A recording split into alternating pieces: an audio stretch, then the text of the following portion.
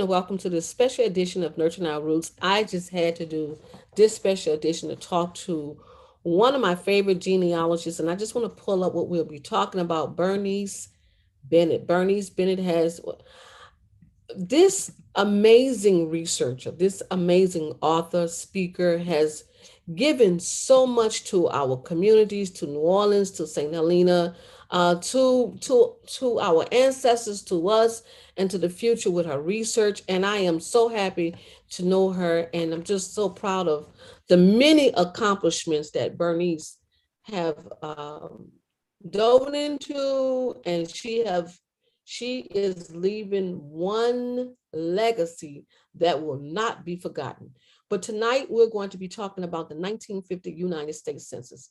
In a discussion with Bernie, she said, I know so many people are very happy that the census is available, but we got to take a deeper look. And when Bernice started to break down things to me, I said, that is true. And when the opening of the show just now, I saw, the voting signs and all that, it made me think about what Bernice is going to be talking about tonight. So without any further ado, let me just welcome my very special guest, a woman who I have so much admiration and respect for in the line of genealogy, sharing information and disseminating. One thing about it, she's a sharer. Anything that she do, she shared with everybody. Hello, Bernice. Hello, Antoinette, and I am just so excited to be on the show Well, to thank talk you. about this 1950 census that we have all been waiting to see. We have been waiting, but since the conversation you and I had, I looked at the 1950 census totally different. Bernice, why should we be looking at this census differently than the 1940, the 1930? Break it down for us, please. Well, one of the things that everyone needs to think about if you are a Black American is that while we're in 1950, we don't have our full rights. And when I speak of those full rights, I'm talking about the right to vote. The people who tried to vote had to take literacy tests, and they just didn't have the right to vote. They couldn't even get on in the South on a bus without sitting at the back of the bus.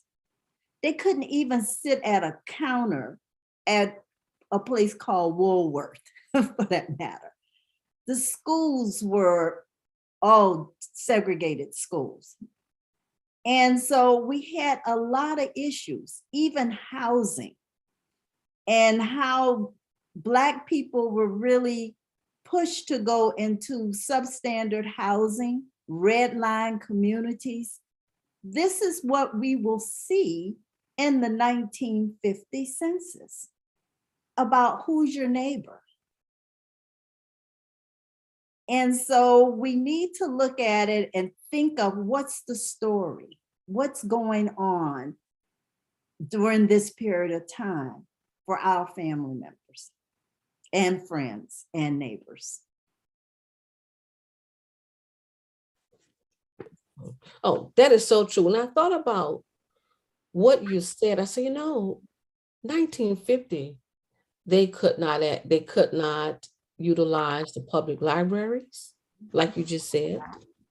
We're talking about people that basically didn't have rights. It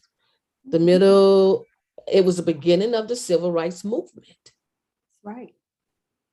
That's right. When you think about this, and it just hit me because I remember now, you couldn't even, if you wanted a drink of water from a water fountain, you had to drink from a fountain that had the word colored on it. Yes. Do you remember that? Yeah. Well, I remember because I was born in 1960. So at 4 and 5 years old, I still remember those signs. When I would go into town with my grandmother, and she would always prep me before I went there. This is what you can do. This is what you can't do. And I remember when she had to wait to the white women were served, and then she could be wait, no matter how long they took and the conversations that they was holding, she still had to wait. And looking at her in this 1950 census, seeing her, I said, whoa, this was a lot going on around them in their community. It was so much going on. I mean, when you even think of just recreational facilities for Black Americans during that period of time, you know what we had to do when it came to going to the beach? Of course, Lincoln Beach, that's right. We couldn't go to Pontchartrain Beach. That's right. And you could forget swimming in a public swimming pool. You had to go to, well, we had Roosevelt Gym. We could go to the gym. But it was not what you would consider a free and open society for us. You know, when you talk about social justice and civil rights, this was a point in time where people were starting to say, wait a minute, we're not going to take this. Right. And it's not just the beginning, because they've been talking about it. You know, but we're in 1950. And you would think when we look at that 1950 census, we're going to have a different story.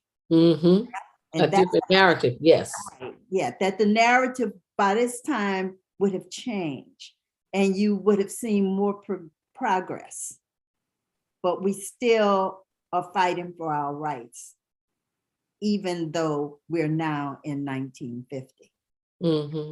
So who did you find in the 1950s and where did you find them at? I found my grandmother and you want to pull up the census and show it? Sure. Sure.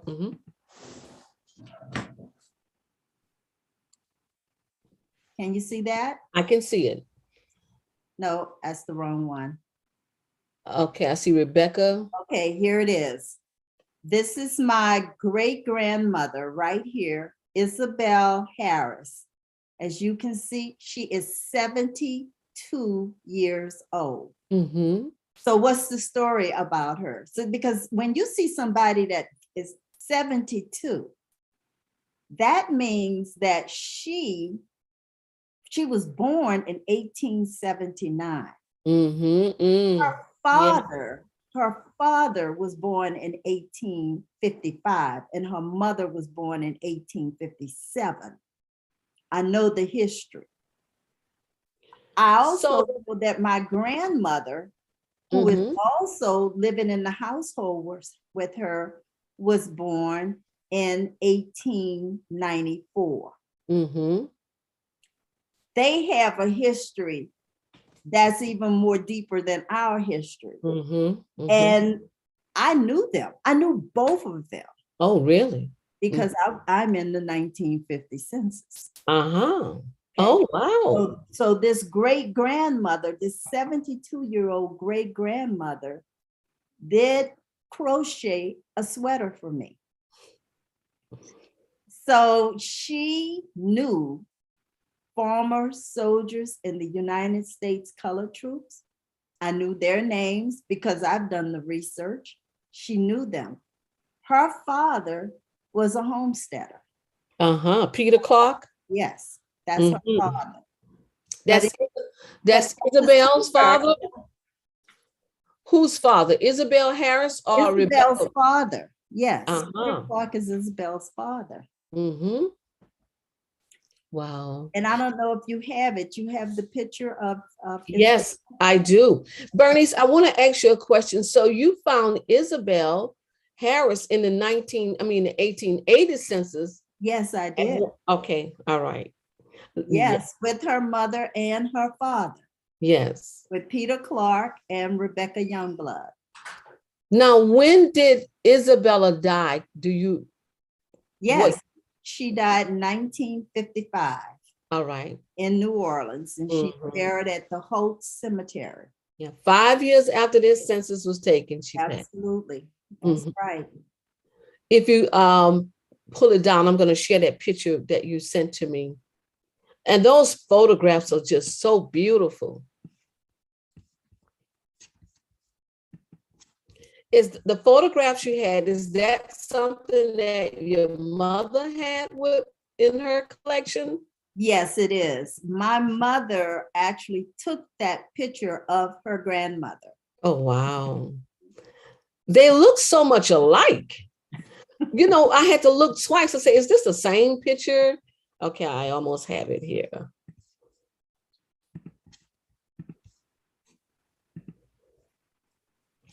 Okay, now who is this? That's Isabelle. That's Isabelle. That's Yes. Isabelle. That's Isabelle standing in her backyard. On what street? Audubon. On Audubon. So the house that she's standing in front of is what's listed on the census. That's correct. That's correct. Isn't it an amazing, beautiful piece of history? And you know, it was my mother who told me that she took the picture of her grandmother. Wow. I'm about to share another one. Now, who is this? That's Rebecca. That's Rebecca. Yes. Who was living granddaughter. Yes. Who was living in the house with her mother. With her mother. And she lived to be almost 106 years old. She passed away in 2000. So can you imagine all of her life experiences? You know, Bernice, I was looking at the pictures and the way they hold their arms. They held their arms, you know, you can see the DNA is just like very strong with these women. So I see where you get your looks from. Beautiful women. And so Bernice, after you analyzed the 1950 census, and I know you was happy to see it, what really made you look at it in the way that you looked at it? Well, I said there is a story here because I started going, not just that census, but several census records. And as I continued to look, I saw people of different ages and different occupations, but I also saw segregated neighborhoods. And I started thinking, what schools did they go to? What churches did they go to? There has to be more than just this one day with these people. They had lives and they did things. And what prevented them from doing other things? And it just brought me back to saying, we need to put this into context of what's happening here.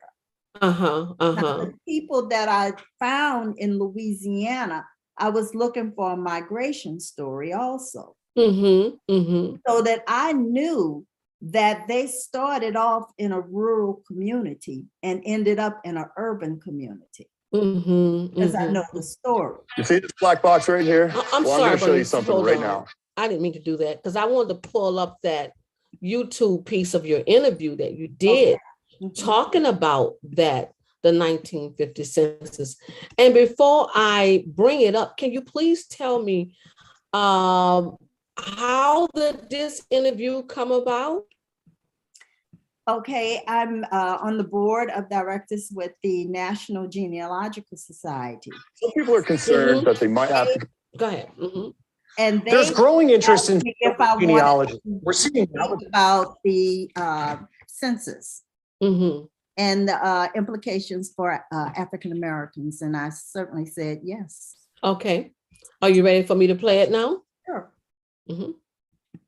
Popularity of home DNA testing kits. Newly released 1950 census records are offering new perspective on our families as well as our country's history, particularly for Black Americans.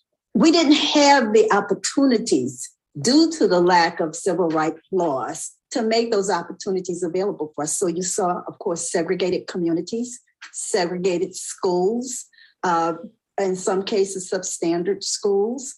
And so all of this, again, is putting it into context of what's happening to your family during this period of time. The National Archives and Ancestry sites have been going through records of nearly 151 million people counted in the census since that data was released a week ago. Bernice Alexander Bennett with the National Genealogical Society can see the migration of her family from the South to the North, which was the case for many Black families at this time. I could see the migration from South Carolina. Some went to Winston-Salem, North Carolina. Others settled in Washington, D.C. Others continued up to Philadelphia and New York. And it's right there in the census. I could see it. I know what's going on. She says prospects of better jobs, housing, and opportunities drove this. With the South Carolina migration in particular, she can see how families made the decision to move together and help each other out. The reason the 1950 census data was released just now is that for privacy reasons, records identifying people by name can't be made public until 72 years after they are gathered. The National Genealogical Society has groups coming together to talk about their census findings, and you can join that conversation through their website. Thank you, Bernice. So looking at your family migration on your father's side, what were some of the things that you learned about your family? I know you know a lot of World War II and the start of baby boom in the United States. Okay, some of the things you knew, but what did the 1950 census give you new information that you didn't know? Was there anything that you didn't know? I didn't find on that before. It confirmed for me that a large number of individuals migrated out of South Carolina. And I could see it on the census. I mean, you could see whole neighborhoods. When you look at where they were born, it would say South Carolina. So it was just right there in my face. But I also knew the information that they left, only because my father visited his aunt in Winston-Salem, North Carolina. He visited his aunt in Philadelphia. He had a cousin in Washington, D.C. I mean, it was just so pronounced that I said, you confirm everything that I had been told, just looking at that census and seeing how the people left. But I also understood that one would leave, I'd pretty much scout out the place and then send for someone else and find a good job and find, housing. They would basically share housing with each other. And that's how people moved up. They moved up, but they left South Carolina. Now, when you looked at your family members in the other states and on the census, what type of occupations did they have in the areas once they left the South? It depended on the community. Of course, in Winston-Salem, you had the tobacco industry there. So they did various things with RJ Reynolds and whatever other companies were there. In Washington, D.C., they either had government jobs. Some of the women were maids. They did a lot of housework, and you would see that. So the census actually would list the occupation. And you saw carpenters that were in the community. And as I said, it depended on the community. Now, what the 1950 census told me, and when I looked at that census, I was able to identify a lot of people that I knew in my lifetime. But looking at the census also said to me that out of a family, let's say my mother had 10 brothers and sisters, and so there's only 2 left. And so my mother, she had her brother is the only one living that was on that census. And let me just pull that up a minute to show it to you. And something you said previously, you said that we need to be talking to anyone that is still living. That's right. Because there's a lot of information that, although they may be 4 years old, but you got to remember they did grow up. Okay, now this is what I want to share. Not only did they grow up, but they knew the people in the neighborhood. That's right. I looked at the 1950 census with my mother and father on it. I could go up and down the neighborhood and I knew who all those people were. And because my family, I mean, they lived there, it seems like forever. But I knew the people. I went up and down the whole neighborhood. I even found a man who was 105 on the 1950 census. Mm-hmm. Mm-hmm. Now, here on this census, I was just telling you, here's my mama, Isabella. They have Isabella, but it was Isabel. My mother was 10. Her brother Henry, he's 6 years old, and he is the only one living. Everybody else has passed away. He's the only one. And living next door to her was her Aunt Ella Keith, which was her father's sister, and her father's brother, Ellie Harrell. My mother always talked about them, and now that helped me to understand because they lived right across the road. Yes. And what I found for the census where my family was, almost everybody was farmers. There is something that I'm looking at for, let me see if I can make out what this is, because you told us, look at everything. Okay. There was one dairy keeper, Lewis Washington. He was a dairy keeper. You see that? Yes. And then there was one teaching. And that was a white person. It was a white person. That's right. So there was a dairy helper. Yep, but most of them was farmers. Most of them. And this man, Henry Wheat, I remember him. Doris Harrell Wheat was my mother's first cousin. I remember her. I remember all of them. Now, on this census, the only person that's living is Bobby Ray Wheat. And he was 4 months in 1950. So it tells you a lot. It tells you a lot, and it tells you to talk to the living.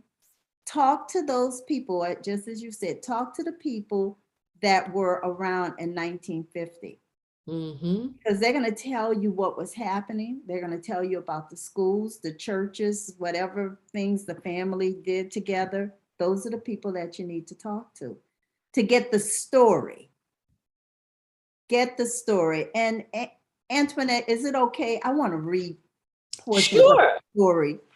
And this is from a book, Our Ancestors, Our Stories. This is a South Carolina book. And it's written by Ethel Daly. But she said something in this book, and I said, people need to hear this story. So she pointed out, first of all, Ethel's family was from South Carolina. They migrated to New York. And so she was born in New York and she lived in New York. So she said, every summer during the years 1947 to 1957, my mother, my sister, and I would journey from the north to Edgefield, South Carolina. We would stay at my maternal grandmother's house, which was built by my grandfather. The reason we made this trek was my mother needed to make extra money and knew she could find work in the South during the summer. The majority of the time, my mother taught school in the local schoolhouse. One summer, the schoolhouse was closed, so my mother went to work in the cotton fields. On one particular day, my mother decided to let my sister and me help pick cotton. She knew she could get more money if we picked 2 sacks of cotton instead of the 1 sack she could pick. My sister and I were eager to help our mother and thus feel as if we were adults. The night before we were to help in the cotton fields, my mother gave us a lesson on how to pick cotton. The following morning, a friend of my mother's picked us up at what seemed like the crack of dawn. By the time we reached the cotton field, it was daylight. I saw rows and rows of what looked like white snowballs stuck on brown sticks coming from the ground. I remember the white boss man asking my mother if we knew how to pick cotton. My sister and I had a brown sack that we dragged along the rows as we bent over picking the cotton that lay on top of the brown leaves in a cup-like fashion. By midday, the sun was up and it was getting hot. As it turned out, our cotton picking efforts were a disaster. After only 2.5 hours, my sister and I were so tired from bending over, trying to pull the bag in the hot sun, and our hands getting pricked from the thorns that we began to putting sticks and leaves in the sack. Wow. Mm. By the end of the day, my mother had to pay the white man for the sack of cotton we ruined. So rather than earning extra money, she actually ended up Low. owing money. Yeah. That's a story that's real. And she just told us what was happening during that period of time. Right. That's amazing, huh? It's amazing. And I mean, she's in the 1950 census. Think of how many stories people have that they haven't written yet, or they have not shared, or no one has even asked. Tell me about what was happening during the 1950 census and beyond. Yeah, in the rural communities, such as the one that I live in, it's a very slow process, but we're making some changes where people would talk about their history, talk about the 50s, because now when we think about the 50s, I remember my mother telling me about the lynchings. And this one man was lynched, and he wanted my grandfather to be there so that my grandfather can take his shoes to his family. So most of them that's living, when you say to them, tell me about the 50s, you may get some resistance, because you're still talking about the Deep South. You're still talking about, some very emotional times for people who may not feel that they want to go back into that time. But we got to try talking to them. Try as much as possible, even for those that migrated out. Talk about that migration trip. Did you have the Green Book? I remember that. Yeah. Where did you stay? Did you get on a train? What about those Pullman porters? I remember, I remember going on the train with sandwiches because we couldn't eat in the dining room. Right. And the Pullman porter was there to kind of help because my grandfather knew who they were. But I just remember what life was like during that period of time. I remember when family members would come home. That was such a big thing in that time. In the 60s, somebody had left in the 20s and 30s, and they're coming home. The family would always send them away with brown bags of food and, making, and so I didn't understand it then, but it wasn't until I really started to study history, said, well, that's because they couldn't stop. That's because they couldn't go anywhere to get anything to eat.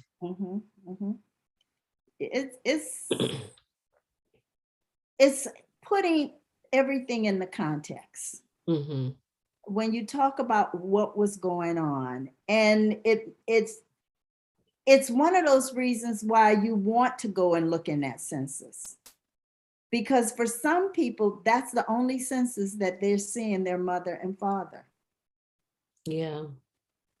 Some of them may not see that mother and father in the census anymore because they were 10 and 11 and 12 years old, and the parents were, of course, much older. Yeah.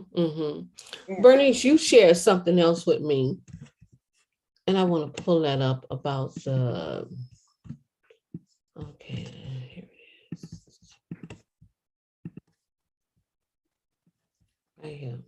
Right, the GI Bill. And this is something for many of you that had family members that were in World War II, because this GI Bill was designed to help veterans do a lot. They could get education, they can get loans, they could buy houses. And so I know my father was in World War II. And he did apply for a GI loan and Mhm. was able to purchase a house. Now, the kind of house that he ended up in was in a part of New Orleans in the Ninth Ward. And they were 2-bedroom houses, a little living room, 1 bathroom. They were on a nice, decent lot. And my mother really kind of balked. She didn't want to go there. Mhm. Said, wait a minute, I'm getting ready to talk myself out of a house. I remember hearing her say You that. remember hearing my mother say that? Yeah, in a Talk place herself called out of Desire. a house. Yes. And so the GI Bill, you will find that you had pockets of communities of former soldiers, veterans that were able to get loans, and they managed to get into these little houses. And I told you a story about a census, of which I looked at that census and I said, this is really interesting. Everyone in this census, it looks like they're mail carriers. And so I wanted to know why. And let me show you all what I'm talking about. I hope I didn't put it down. Let me see.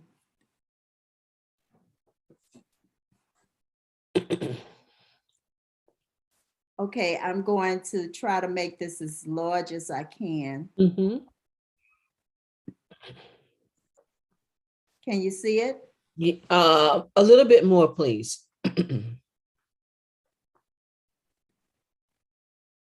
You went up to the top. Yeah, Okay. is that better? Just a little bit better. Here they are right here. Okay. Mail carrier, mail handler, Wow. mail carrier. Now, what's the story? There's always a story. Behind that. And so I contacted someone who's in this census and I said, what's going on here? Oh, wow. I'm looking at the occupation of the people in this community. What can you tell me? And she said, what are you seeing? I said, I'm seeing a whole neighborhood with mail carriers. And she said, well, this is the story. Her father heard about the GI Bill and he applied for a loan to buy a house. And he was pretty much ignored. He went to his other friends who were also World War II soldiers, veterans, and he said, let's all go. And they were all mail carriers. Let us all go and apply for the loans. And they did, and they got the loans. And that's why they're all living in the same community in the lower Ninth Ward. Wow. Isn't that something? That when she told me that story, I said, I have to tell that. That is a story. So happy that you remembered that. She said, well, she hadn't even thought about it until I said to her, look at the occupation. Is that about 6 of them? How many? It's more because her father was one. Yeah. So it's 1, 2, 3, 4, 5. Yeah, it's 6 of them. Mhm. And So this is the exciting part about looking at that 1950 census. Look at the census and find the story. Right. And that was showing middle class people for that time. That's right. That's right. And they were all homeowners. Mm-hmm. Mm-hmm. Wow. That's amazing. So that's a good story that comes out of that. Yes. I said to her, you need to write that up. You know, tell that story, write it so that your grandchild will know what happened with his grandfather, at least his great grandfather, and how they got their house. Bernice, when searching the 1950 census, it's a little bit different than searching the 1940 census because it goes by the immigration number and all that, you know. Did you find that to be easier for you?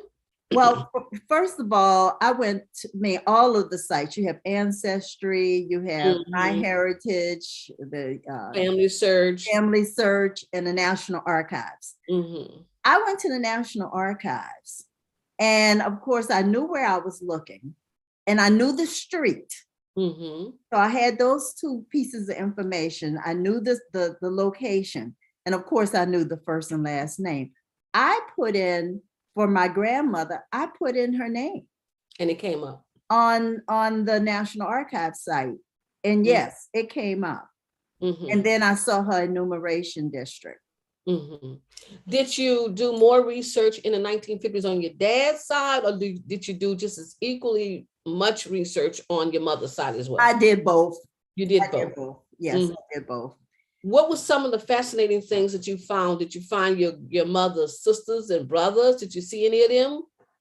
I could not find my mother's brothers. They were in San Francisco. I have not found them yet. They had already migrated out. My grandfather, every time they went to his house, it said he wasn't home. He wasn't home. He was in Atlanta. Yes. But my father's aunts, I found them. I found both of them. No problem whatsoever. I found my where cousin. were they living at?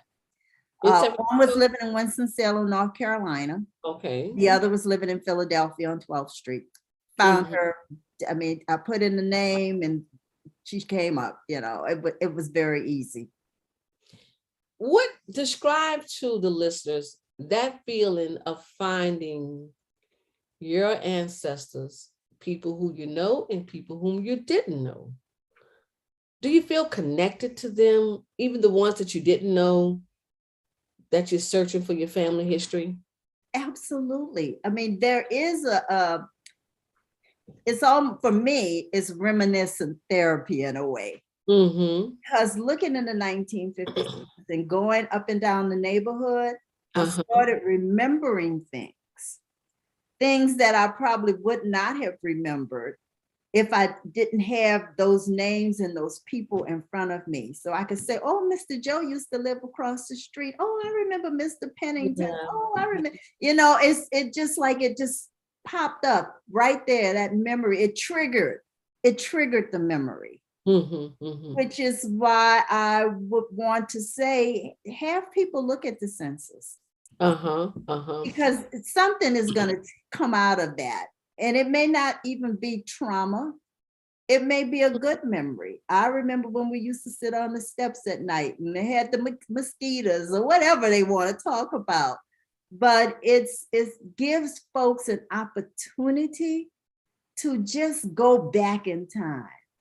And that back in time could be a positive feeling or a negative feeling or just something that happened that they want to tell the story.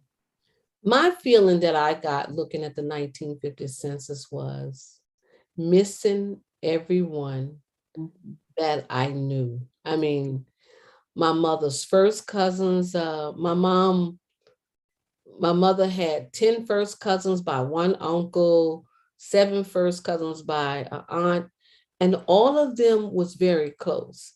So looking at that census, I was able to see, I don't know, I went back down memory lane because I just saw special moments spent, and I was happy to know that my grandchildren, if they was to look at those names, they wouldn't recognize anyone except for my mother and a few of my mother's brothers, they would. But for the most part, I am in the center. There's my grandchildren. Here I am, and the people that came before them. So they get to learn about the people that came before their time through me. And so I saw, it was some very fond memories that I was able to reflect back on and to share the census with my family members. And they was really happy to see their mother and their father on the census and their aunts and uncles. Because out of all it was 36 first cousins, they are down to 4 or 5. Wow. 5 left. And so I knew everybody else.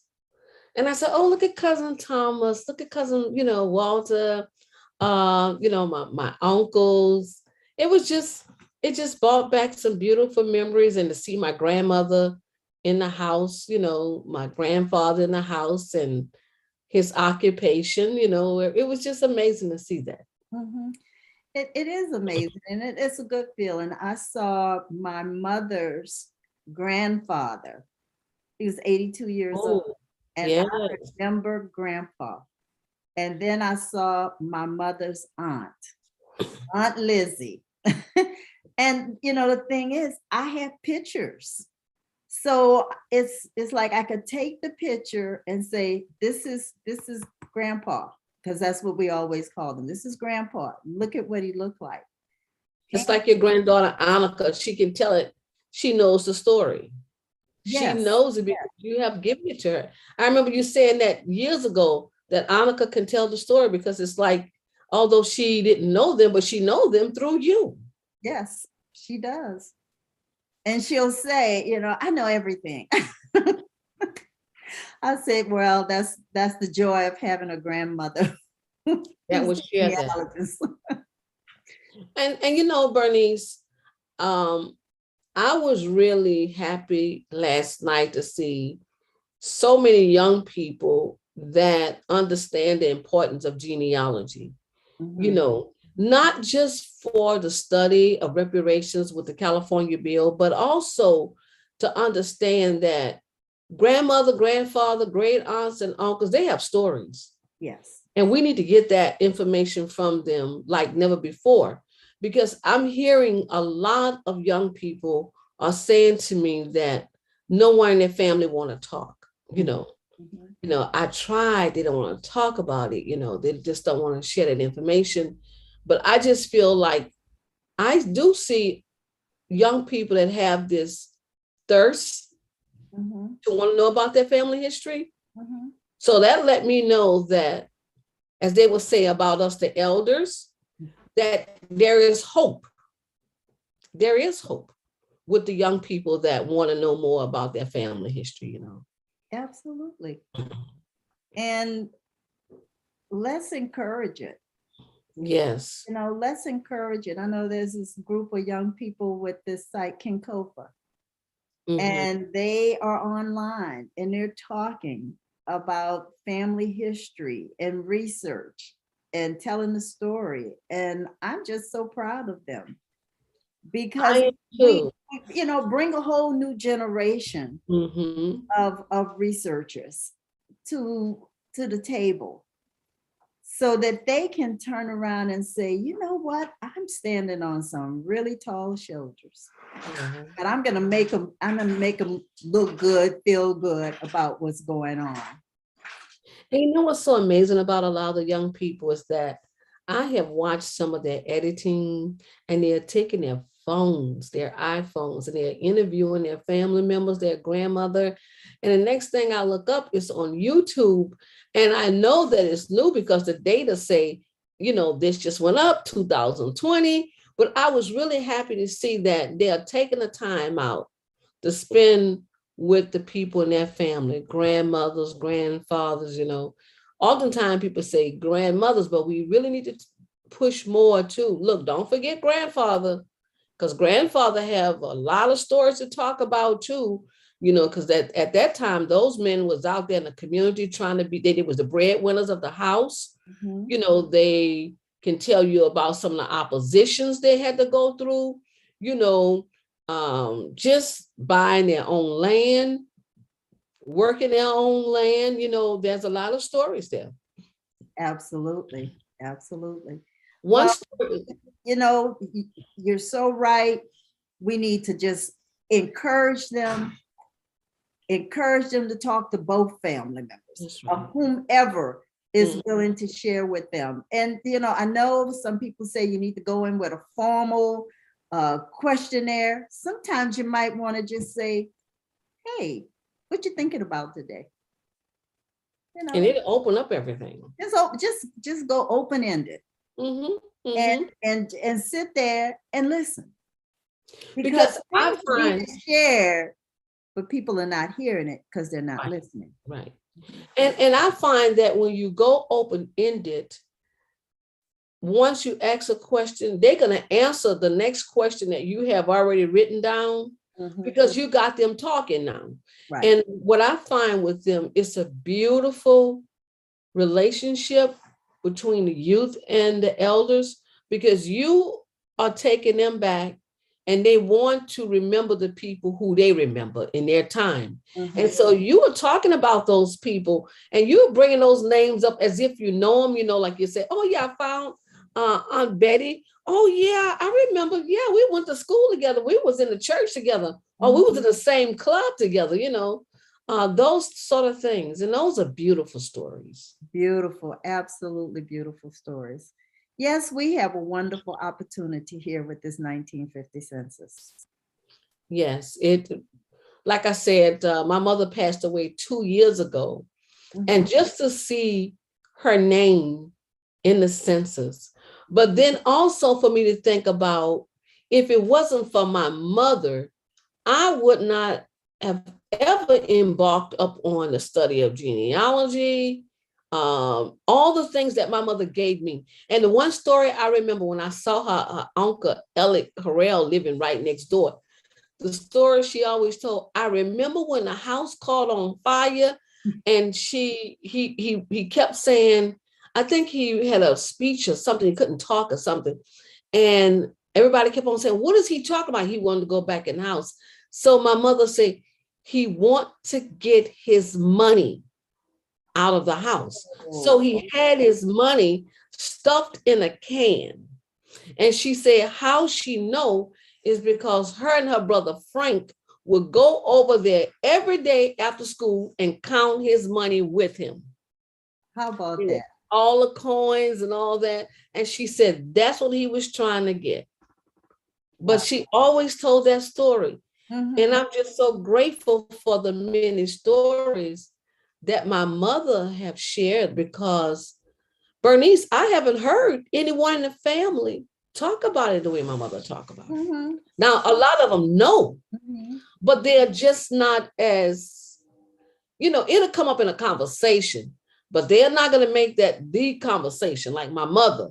Yeah. That was the conversation. Well, I can relate to that because my mother was the ultimate storyteller. Yeah, so tell a story. This lady would tell a story. And it was one of those stories that you would remember because she knew how to tell it in such a way you knew, oh, she's telling the truth. She was telling us stories. And Bernice, isn't that special? Like you and I sitting here right now, reflecting upon the stories that our mothers passed down to us. Yes. And when they passed it down to us, we probably could have thought in our wildest imagination that we would take those stories and do what we're doing. But I know if anything, they would be smiling from ear to ear, saying that's proud to say, that's my daughter, that's my daughter, That's right. Because, you put their stories in print, their stories are in print, and that's just so beautiful. Just so beautiful. And when I got to hear your mother interview in the documentary by Leonard Smith III, A Place Called Desire, I heard you talk about her so much, but just to actually hear her voice, that was just amazing to say, yeah, in my lifetime, she was living. That's right. That's right. And I tell you, she probably could have taken over and talked for hours to Leonard. She loved telling stories. Mm-hmm. Bernice, you and your mother made a couple of trips back to Livingston Parish for research? Yes. That was special, huh? It was so special. And the one really special moment was when I found out that there were court papers. And I requested the court papers, and they said, oh, you're going to have to wait. We're going to go in the basement. It's going to take this long time. And my mother and I looked at each other and we said, we can wait.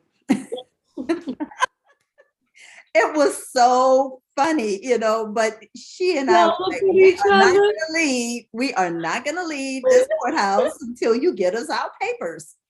So y'all looked at each other. Okay, we got time. We'll wait. We'll wait. Wow. Wow, that's really special, but I truly believe that our ancestor stories, they are a part of the fabric of this very society that we live in. And it's no one else's responsibility to tell our story but us. Mhm. You know, and when you think about all the tools and the technology that we have today, you know, to record our family history, to document it in books, and to make sure that it's on the shelf at the libraries now. You know, let's go back. 1950, there was no books of African Americans, unless of Black Americans, unless they was mentioned as a servant, as Aunt Sue, Uncle Joe in somebody else's narrative. But Mhm. now you can write the narrative yourself. Now Yeah. that's something different in 1950. Mhm. And it's wonderful to be able to do that. Some people may say, I can't write. You can tell a story, even if you have to record it. Exactly, exactly. It's so much easier now than it was just 10 years ago, Yes. 15 years ago, because there's so many different uh, software that can help you with your story. The most important, and everybody has a story. Everybody have amazing stories, Everybody. photographs, everybody. Not very long ago, well, we just lost a giant, a history giant here in Tangipahoa Parish, Dr. Leslie Mabry. And I know inside of his home, he had a lot of church history. He was a graduate of, he was an alumni of Southern University. So I more to show throughout the years. There's a lot of programs and all kinds of things that he have. Miss Verna McCoy, she was a civil rights icon. I remember going to interview her, and she pulled out a lot of her records and she pulled out photographs.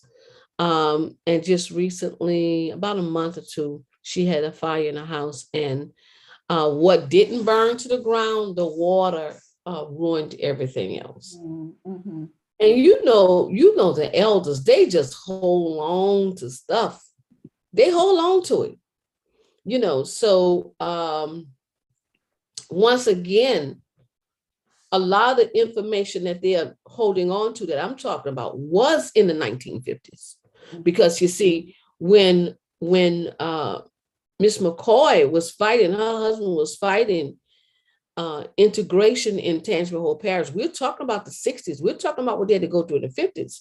So all this information was inside of her house. So when we look at the 1950 census and understand the people who was pioneering, who was fighting, who was standing up for justice, I will be looking at names of people in that census that is in those programs.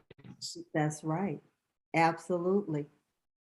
And you will learn so much about those individuals as well. Mhm. Mhm. So Bernice, how could people, I know people want to know, if they haven't been to found the 1950 census, I know they can go to the National Archives, Ancestry, Family Search.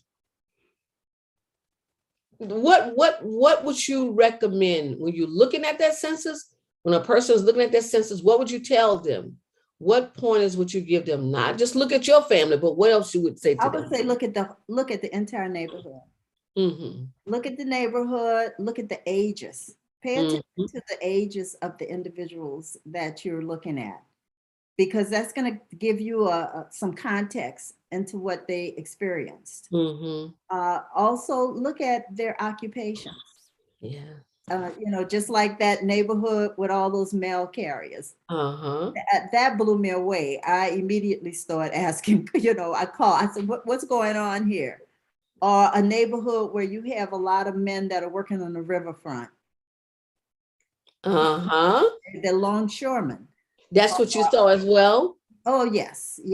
Lots of men that are working on the riverfront, and they list that as what they did. But anyway, pay attention to the composition of your neighborhood. Bernice, would you say most of the women was domestics, or was they? Most of the women were either they were domestics or they were seamstress. Laundry. Yes. Uh-huh. I didn't see any nurses in the census that I looked at, nor did I see teachers. I was about to ask that. I didn't see, not in the communities that I looked at. Now they So could, in the 1960s, we would start to see teachers, yes.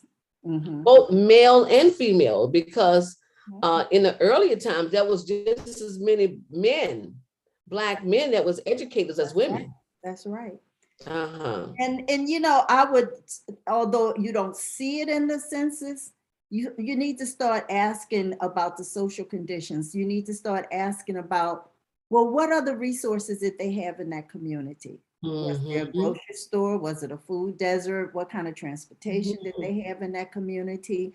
Where were the schools? Did the kids walk to school? Did they have school buses during that period of time? It's just, when you start looking, in your head, you need to start also asking questions. Questions that can help you, either you do more research to find out, well, what else did they have in that community for the people? And that just puts it all in the context. So that the census, that's a day, it's one day of information that's gathered that can take you several days and several years to question what's going on. I know when my ancestors came from Intangible Parish, most of the men was farmers, carpenters, dairy workers. That's what I saw more of. The women, a lot of them was homemakers or domestics. So the 1960 census is when I'm going to start seeing change in the rural areas in the census.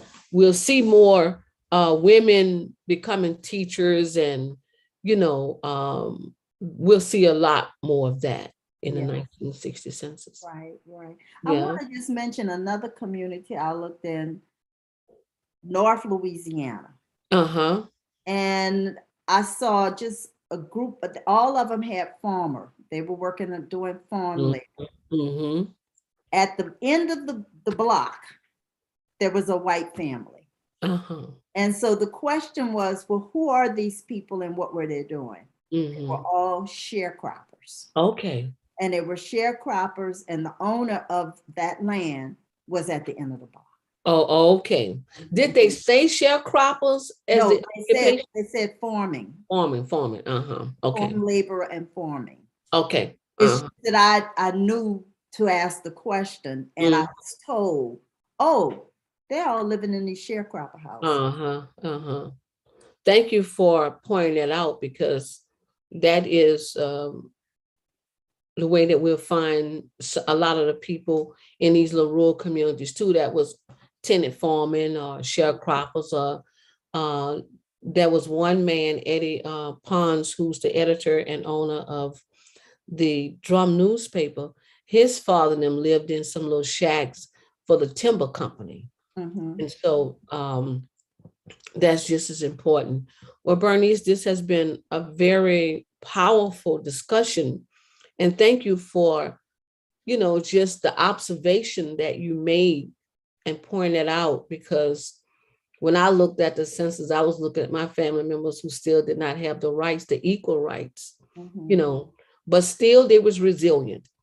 Yes. And we really must always say that with the young people, regardless to what their challenges and their triumphs was, they was resilient, and they are the reason that we're here today.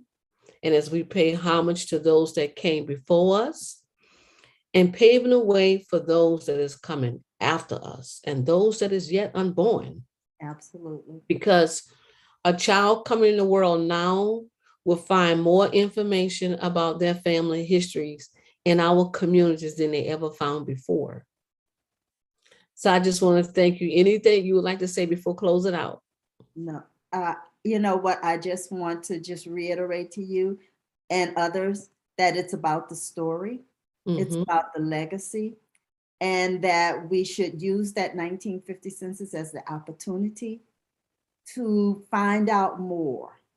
And please talk to those that are still alive that were on that 1950 census.